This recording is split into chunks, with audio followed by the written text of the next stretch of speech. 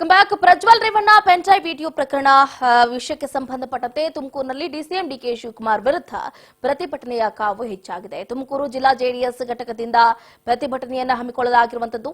JDS ಕಚೇರಿಯಿಂದ DC ಕಚೇರಿಯವರೆಗೂ ಕೂಡ ಪ್ರತಿಭಟನೆಯನ್ನ ನಡೆಸೋದರ ಮುಖಾಂತರ ಬಹಳ ದೊಡ್ಡ ಮಟ್ಟದಲ್ಲಿ ಡಿಕೆ ಶಿವಕುಮಾರ್ ವಿರುದ್ಧ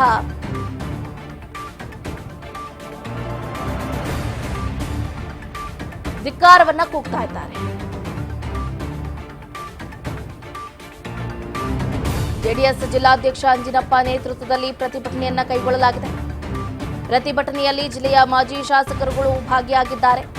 ನೂರಾರು ಸಂಖ್ಯೆಯಲ್ಲಿ ಜೆಡಿಎಸ್ ಮುಖಂಡರು ಕಾರ್ಯಕರ್ತರು ಭಾಗಿಯಾಗಿ ಪೆನ್ ಡ್ರೈವ್ ಹಿಂದೆ ಡಿಸಿಎಂ ಡಿಕೆ ಶಿವಕುಮಾರ್ ಪಿತೂರಿ ಇದೆ ಅಂತ ಘೋಷಣೆಯನ್ನ ಕೂಗಿ ಆಕ್ರೋಶವನ್ನ ವ್ಯಕ್ತಪಡಿಸಿದ್ದಾರೆ.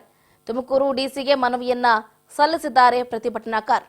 ಒಂದು ಕಡೆ ಮಂಡ್ಯದಲ್ಲಿ ಪ್ರತಿಭಟನೆ, ಇನ್ನೊಂದು ಕಡೆ ತುಮಕೂರಿನಲ್ಲಿ ಪ್ರತಿಭಟನೆ. ಕಾಂಗ್ರೆಸ್ ಸರ್ಕಾರ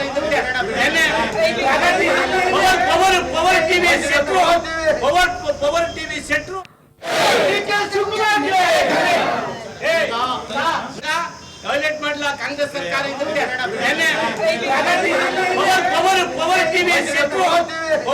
ಪವರ್ ಟಿವಿ ಸೆಟ್ರು ಇಷ್ಟೆಲ್ಲ